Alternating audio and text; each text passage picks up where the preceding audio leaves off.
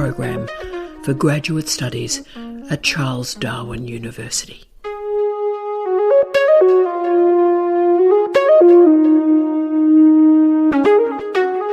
Hello, my name is Tara Brabazon and I'm the Dean of Graduate Studies at Charles Darwin University, and welcome to this Touchstone supervisory session in our Beginnings series.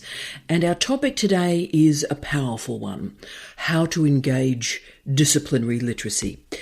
I've been interested in the phrase disciplinary literacy for about 10 years, but in many ways the phrase has been better than the literature and the content within it. But in the last couple of years, particularly post-COVID, interestingly enough, disciplinary literacy has become a phrase to watch. And this phrase helps students. It helps them configure their significant original contribution to knowledge, and it saves them months in the configuration of a literature review. It saves months if students are working through a scoping review, and particularly a systematic review. So therefore, let's start with the big question. What is disciplinary literacy? Disciplinary literacy is a concept and a theory that confirms that every discipline has a way of knowing, a way of thinking, a way of communicating in its own language, text, and vocabulary. Literacy is integral to the content. And disciplinary literacy develops within a discipline. So this means in a chemistry or engineering class, language education is part of that class. So students in chemistry should understand, interpret and produce text which is used and understood in a contextually appropriate way. And that confirms that students learn the deep contextual knowledge in a discipline by using the reading, the writing and the thinking modes within it. Put another way, disciplinary literacy is not only learning the content of a field, but how reading and writing operates in that field. So reading and writing and thinking are not taught as standalone fields, but emerge within the content or subject education. So this means this discussion of reading and writing and thinking doesn't move between the disciplines, but it's situated in physics or history or mathematics or economics or law or nursing. This is provocative and this is controversial, but in a good way, because it's suggesting that reading and writing and thinking in chemistry is different from reading and writing and thinking in speech pathology. There are problems with this argument that I'll foreshadow right at the start. So, like the English language, like all languages, has grammar, punctuation, sentence construction, paragraph construction. So reading and writing is a transferable skill or a generic competency. And they are foundational skills of learning that require specific attention. And that is a really strong argument, and I'm a big supporter of that argument, because a nurse and a chemist can talk to each other, but they may not be able to talk to each other deep within the specialisms of their disciplines. And the argument progresses that the disciplinary requirements of reading, writing, interpreting and thinking are best taught when embedded in the content. Okay, the second major critique of this field is the obvious one. We're talking about disciplinary literacies, but what's happening to interdisciplinarity and anti-disciplinarity and post-disciplinarity and multidisciplinarity? Most of us, to solve problems, whether those problems be wicked or otherwise, need to move beyond our disciplines, to think, to read, to write.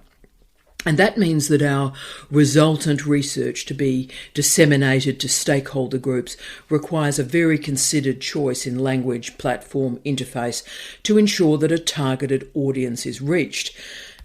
And this debate shadows, by the way, debates about information literacy. So research shows that standalone information literacy courses or programs are incredibly valuable.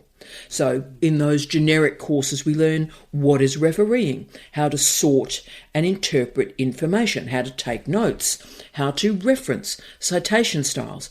But the research also shows that information literacy programs work well when embedded into chemistry, English, management, with attention to specific databases and citation styles.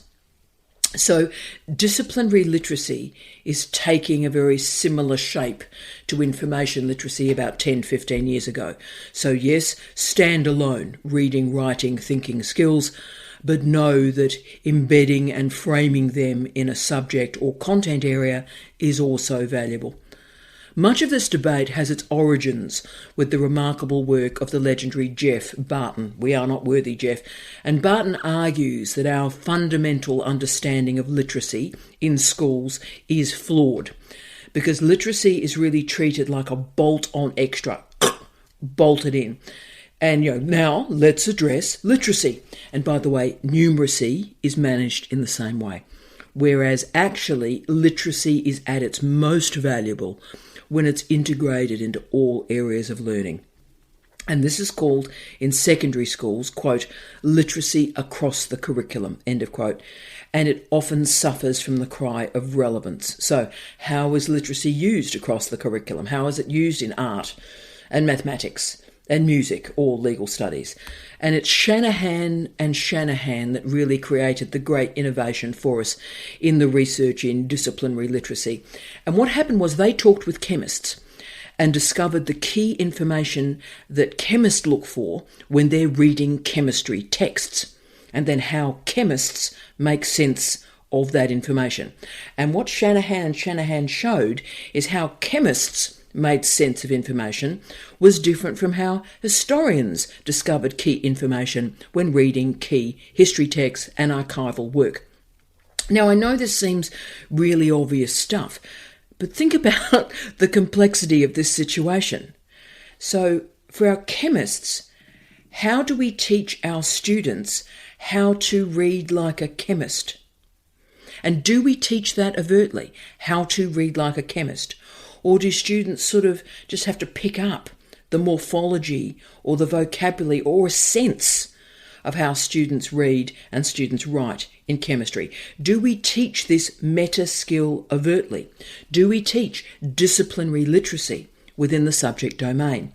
And why I think that this is so valuable, particularly when we get to doctoral education, is that this discussion is overt and it's honest in our teaching and our learning and our supervision, and it can save a student time at doctoral level. So, ask the question, how does a student read, write and think as a biologist? This is not an accidental skill set, but overt, clear, honest and transparent. So this is not about some sort of experiential ideology, I'm a biologist and this is how I write, and it will just sort of osmotically pass on to students. Instead, this strategy offers concise and clear understanding of the expectations, the parameters, the academic literacies and the information literacies required in this discipline. I'm also incredibly interested in reading the specialist material in content areas, because so much of our education from primary school through to a PhD program focuses on generic competencies, transferable skills, graduate attributes. But I think there is a huge value in affirming the specificity of reading, writing and thinking skills in our disciplines. And I really want to note the recent research in this area that is distinguishing disciplinary literacy from content area literacy. Let me explain the difference. Content area literacy focuses on study skills to help students learn subject matter. Disciplinary literacy emphasises knowledge and abilities, and the knowledge and abilities possessed by those who create, communicate and use knowledge within a discipline. Put another way if you like, content literacy is about a novice and how they use a text from a discipline. Disciplinary literacy evokes the unique tools used by experts in a discipline to engage with the work in that discipline. Can you see why this is so important to a PhD program? So a student can see what disciplinary literacy is like And it's so crucial that they understand this overtly and clearly in a higher degree, because one of the characteristics of a PhD is a student has mastered disciplinary literacy, so they can create an original contribution to knowledge. But of course, we know those students who love teaching and think about how what we do in our university transforms. And we've got to ask ourselves, those of us that have taught first year, I've taught first years for 25 years, but we have to ask ourselves, are we teaching disciplinary literacy through an undergraduate degree, through capstone, through honours, through master's programs? Are we teaching this, using this language? And you see, when we start in research and teaching, is to specify what literacies are unique to each academic discipline. So, physical education literacies are different from civil engineering literacies, and these disciplinary goals result in different disciplinary practices in both teaching and research. So what I love is that this discussion of disciplinary literacies is overt. There is no assumption that the teacher or the supervisor's expertise is being sort of transported Star Trek style into the brains of the student. Instead, and I love this phrase, habits of mind are created. But it's also recognised that disciplines necessitate specialised reading practices and specialised writing practices.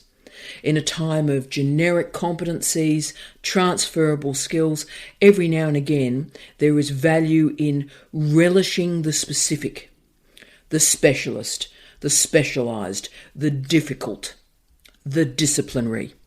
There is an emerging literature for disciplinary literacy, whether we're talking about early childhood education, great literature can I say, right through to doctoral programs. And this commitment, as the Wisconsin Foundation for Disciplinary Literacy confirms, quote, makes thinking visible, end of quote. Wow. So for those of us supervising PhD students, let's think about the gift of disciplinary literacies and how this phrase can sharpen and shape our students' research field and their significant original contribution to knowledge. Thank you so much for your time and sharing this really interesting conversation and this really interesting concept. And please contact me to continue this conversation in any way. Take care. Thank you for listening to Touchstones, our professional development program for graduate studies at Charles Darwin University.